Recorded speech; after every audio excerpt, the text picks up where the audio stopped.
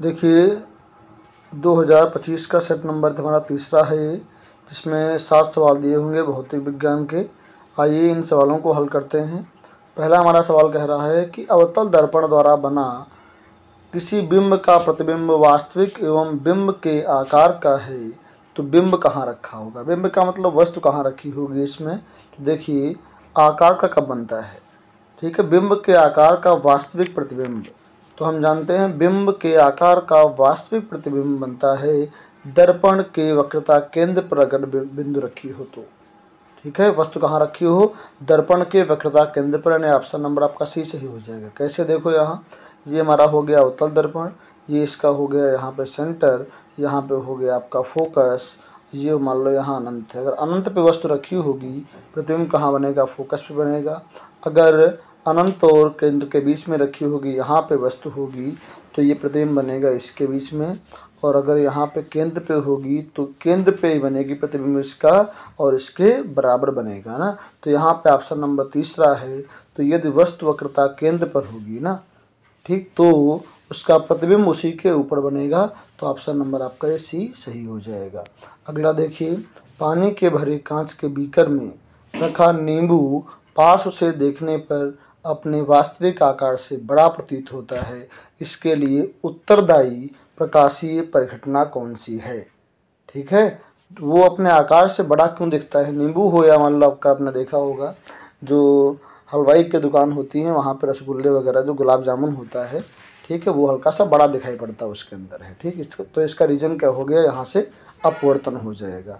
सामान्य नेत्र के लिए स्पष्ट दृष्टि का परास कितना होता है। तो ये प्रश्न जो आपका बहुत ही इम्पोर्टेंट है। तो ये हमारा हो जाएगा 25 सेंटीमीटर से अनंत तक, यानी मिनिमम क्या है, कम से कम 25 सेंटीमीटर दूरी, अधिकतम कितनी है, अनंत तक, ठीक। तो ये आपका सही हो जाएगा। देखिए सवाल नंबर 4 हमारा दिया गया है। इसमें कहा गया है कि 20 सेंटीमीटर फोकस दूरी के अवतल लेंस के अक्ष पर कोई बिंब रखा है, तो और प्रतिबिंब जो है लेंस से 30 सेंटीमीटर की दूरी बनता है, तो बिंब की दूरी अवतल लेंस है। तुम लगाएंगे यहाँ से लेंस का सूत्र 1/f बराबर 1/v माइनस का 1/u। तो यहाँ से f कितना दिया गया है, 20 सेंटीमीटर है, जो कि माइनस का होता है हमेशा अवतल में, बराबर वस्तु कहाँ रखी है, प्रतिबिंब बनता है 30 सेंटीमीटर की दूरी पे। प्रतिबिंब का मतलब हमारा ये हो जाएगा v, तो v कहाँ बन रहा है, 30 सेंटीमीटर की दूरी पर, तो ये हो जाएगा 30, ठीक, 30 हो गया, माइनस का 1/u। पक्षांतर करेंगे तो इधर आएगा इस साइड में, तो यहाँ क्या बनेगा, देखो माइनस का 1/20 बनेगा, और ये इधर आएगा प्लस का बन जाएगा 1/30। इसे हम हल करेंगे तो क्या मिलेगा, 1/20 और 1/30 ना, माइनस का 1/20 को हल करना है, प्लस का 1/30। देखो क्या मिलेगा, माइनस का 1/20 प्लस का 1/30। उधर क्या है, उधर हमारा है 1/u। तो 30 एकम 30 यहाँ हो जाएगा। या हम इनका एलसीएम अगर ले लें तो एलसीएम क्या मिलेगा, 60 मिल जाएगा।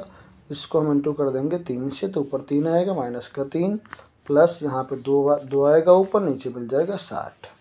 तो 1 यहाँ रहेगा u, ऊपर आएगा माइनस का 1/60। तो आंसर क्या होना चाहिए इसका, 60 होना चाहिए क्वेश्चन नंबर 4 का। तो 4 का कौन सा है, डी ऑप्शन सही हो जाएगा, ठीक। ये हमारा हो गया। प्रश्न संख्या 5 क्या है, कहा है कि 2 प्रतिरोधक जिनमें प्रत्येक जो है 10 ओम के हैं समांतर क्रम में जोड़े गए हैं। तो समांतर क्रम में जोड़ा गया है तो 1/r बराबर हो जाएगा 1/10 प्लस 1/10। नीचे रहेगा 10, ऊपर आएगा 2, 2/10, 2 एकम 2, 2 पंचे 10, 1/r। तो r कितना आएगा, r बराबर 5, r आ गया 5, v दिया गया है 10। निकालना क्या है, क्यों, ठीक है, क्या निकालना है, क्यों। तो यहाँ से हम जानते हैं v बराबर आई आर ना, ठीक, v बराबर क्या होता है, आई आर। तो i क्या बनेगा, v/r। v हो गया 10 और r कितना हो गया, r अभी आपका आया था यहाँ से 5 ना, तो क्या मिलेगा, 5 दूना 10, i मिल गया 2। और हम जानते हैं q बराबर ना, q बराबर आई टी। क्या हम जानते हैं, q बराबर आई टी, ये जानते हैं यहाँ से। अब देखो क्यों क्या होता है, क्यों बराबर क्या होता है आपका आई टी। आई कितना आया अभी यहाँ से, तो आई आया था हमारा v/r से 2 आया ना, आई हो गया 2 और आई ये हो गया, टी का मान तो 1 है, दिया गया 1 सेकंड ना, तो आई का मान कितना आ गया यहाँ से क्यों निकालना है, तो होता है क्यों बराबर आई टी, क्यों बराबर क्या होगा आई टी। आई कितना आया 2, टाइम दिया गया है पर सेकेंड, तो 2 एकम 2 कूलाम होना चाहिए। कितना हो जाएगा 2 कूलाम, तो इसका कौन सा सही हो जाएगा, दूसरा वाला 2 कूलाम पर सेकेंड। सवाल नंबर आपका 6 क्या है, स्तंभ ए में दी गई राशियों का सुमेलन बी में दिए गए मात्रकों से कीजिए। तो आइए इसका हम सुमेलन करते हैं। कैसे करेंगे, देखो इसको यहाँ जो उसका मात्रक होगा उस साइड में उसे हम मैच कर लेंगे, ठीक है। तो देखो मात्रक क्या है इसका, कैसे मिलाएंगे इसको। तो यहाँ से जो इसका आपका ऑप्शन नंबर चौथा है, यहाँ से डी सही हो जाएगा, पहले का चौथे से, ठीक है, दूसरे का थर्ड से, तीसरे का सेकंड से, चौथे का पहले से, ठीक है। यहाँ हम मिला देंगे इनको। देखिए अगला सवाल क्या है कि ये 2 कुंडलियाँ हैं, दोनों पास पास में रखी हैं, ठीक है। तो इस घटना क्या बोलते हैं, ठीक है। तो ये घटना क्या कहलाएगी हमारी, ये घटना कहलाएगी अन्योन्य प्रेरण, ठीक है। तो आपका ये यहाँ से फिजिक्स पोर्शन जो है आपका समाप्त हो गया। अब देखेंगे हम केमिस्ट्री का पोर्शन। देखिए कहाँ है, इसको पूरा कीजिए, यानी यहाँ पे क्या भरें कि ये कंप्लीट हो जाए, ठीक है। तो यहाँ देखो क्या भरेंगे हम, यहाँ से क्वेश्चन नंबर आपका 8, तो 8 में हम भर देंगे CaOH का होल ट्वाइस, जिससे दोनों ओर बैलेंस हो जाएगा। रासायनिक अभिक्रिया जो दी गई है इसे हम क्या कहेंगे, कैसी अभिक्रिया है ये, कैसी अभिक्रिया कहलाएगी।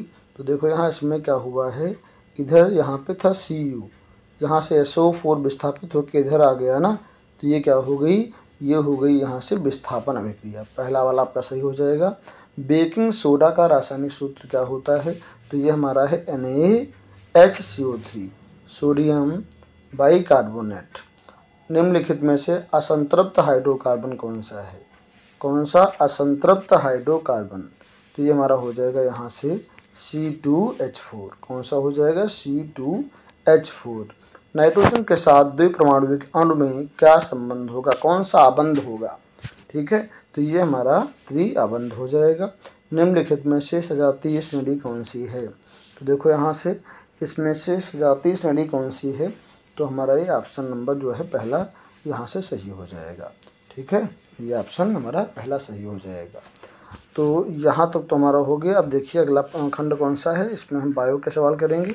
कहा है कि 6 कार्बन वाले अणु ग्लूकोज का 3 कार्बन वाले अणु पायरुवेट में विखंडन होता है, तो यह प्रक्रम क्या कहलाता है। इस प्रक्रम को हम क्या बोलते हैं, क्वेश्चन नंबर आपका हमारा है 14 नंबर ना। तो ये प्रक्रम कहलाता है, किसमें होता है, यह प्रक्रम कोशिका द्रव्य में होता है, ठीक। अगला क्या है, अपोहन संबंधित है। अपोहन किससे संबंधित है, अपोहन हमारा संबंधित है उत्सर्जन से, किससे, उत्सर्जन से। निम्नलिखित में कौन सा जंतु हार्मोन है, बहुत बार प्रश्न पूछा गया है, लगभग हर सेट में मिल रहा है, तो ये कौन सा हो जाएगा एड्रेनलिन, एड्रेनलिन, ठीक। ये हमारा हो गया। अब देखेंगे अगला प्रश्न हमारा क्या है, क्लोरोफिल आवश्यक है किसके लिए, क्लोरोफिल की आवश्यकता क्यों है। क्लोरोफिल आवश्यक है प्रकाश संश्लेषण के लिए, किसके लिए आवश्यक है, ये हमारा आवश्यक है प्रकाश संश्लेषण के लिए। पारतंत्र का भौतिक घटक इनमें से कौन है, तो ये हमारा हो जाएगा ताप। ताप क्या है, एक भौतिक घटक है पारतंत्र का। सवाल नंबर 20 कहता है कि निम्नलिखित में कौन सा शीर्ष मांसाहारी है, तो शीर्ष मांसाहारी कौन सा हो जाएगा, शेर हो जाएगा, ठीक। इस प्रकार ये हमारे 20 प्रश्न सॉल्व हो गए 2026-25 के। अब इनमें से बहुत सारे सवाल ऐसे होंगे जो आपके एग्ज़ाम में आ सकते हैं, इसलिए आप इन्हें रिवाइज करते हैं।